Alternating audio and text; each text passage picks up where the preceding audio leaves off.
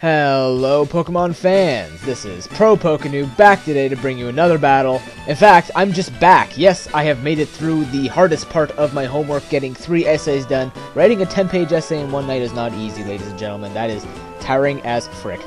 Anyways, I'm squeezing in some time because I wanted to bring you uploads. I really missed them. Thank you everyone for your patience. I hope you've been enjoying all the other battles. I've been keeping up with YouTube. I noticed, at least on PMP Beta, the quality is kind of slipping a tiny bit, but you know, I'm not one to judge, so that's just my opinion. Anyways, today I'm going to be bringing you a standard OU match against a person by the name of Caustic. Now, I know when you're thinking OU these days, it's Sand versus Rain Stall. Not going to find it here because he's actually running a 4th Gen team, and I'm 4th Gen team, there we go. And I'm running a brand new OU team that you guys have not seen yet. Probably not even seen me test because I've been using it kind of late night and randomly. But looking at the teams, I didn't know he was playing 4th Gen to begin with. He told me after the match that he is actually not used to 5th Gen. He's not used to the 5th Gen metagame, but luckily for him, I'm not running 5th Gen metagame. I'm just running 5th Gen stuff here, and I think the only 5th Gen poke that I have is Conkeldurr, so he has nothing to worry about. But I've got a Life Orb, Latios with Calm Mind. I got a Flame Orb, Conkeldurr. Magnezone is the Sub Charge Beam with Magnet Pull. Wobbuffet is just Wobbuffet. Fortress is just a Stealth Rock setup, and he's got 2 physical attacks and Volt Switch. And Gastrodon is just that special defensive wall. So, you know, running some stuff that I thought would be interesting for these Pokemon. Now, looking at his team threats, nothing is really too threatening to me. I mean, Heatran could cause a little bit of issues for Fortress and Magnezone, but I do see that I can trap his Scizor, his Metagross, and his Heatran with my Magnezone, so if I can get Heatran out of there and kind of come in on the points where if his Scizor is banded or something, choiced in some way, and his Metagross is just stuck, then I can kill those two off.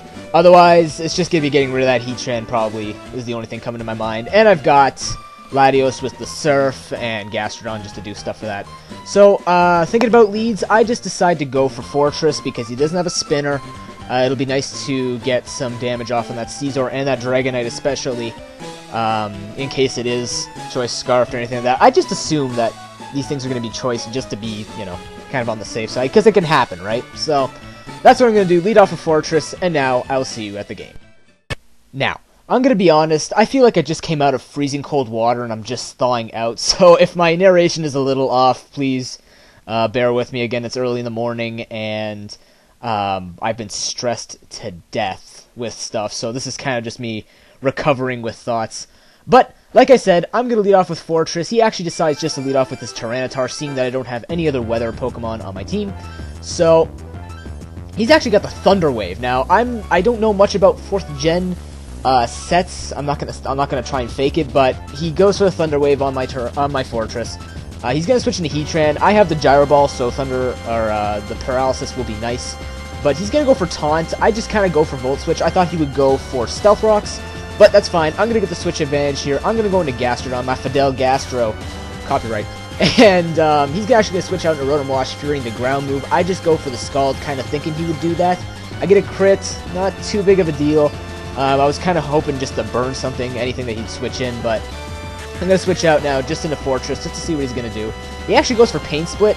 Now, I also thought maybe he would go for Will-O-Wisp, because I thought he was I saw he was a bulky set. But he's actually going to Volt Switch and get a crit, which blows, because I believe my Fortress, I can't remember if this one is specially defensive or not, but nonetheless, he's going to switch into Metagross. Now, I could have gone for Magnezone, but then I have Wobbuffet.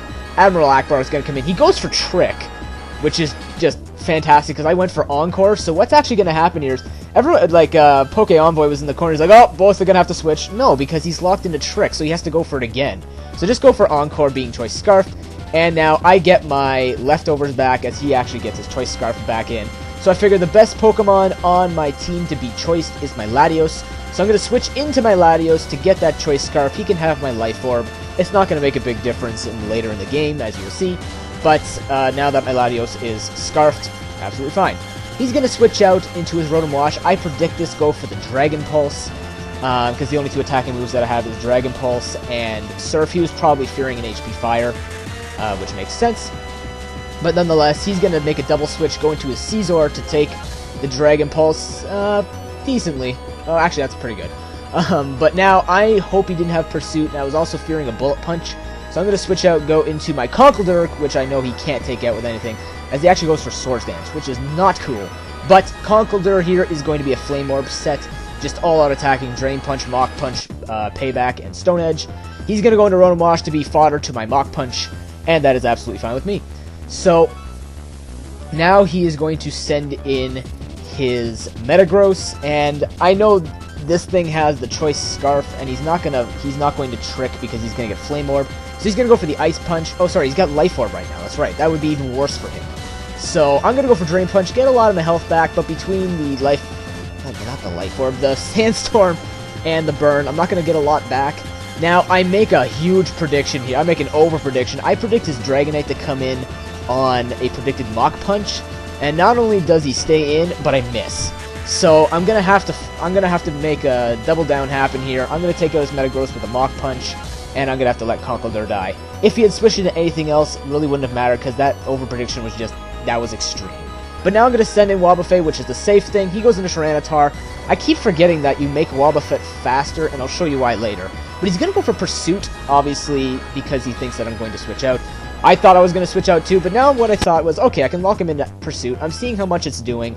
I can go for Counter on the next one.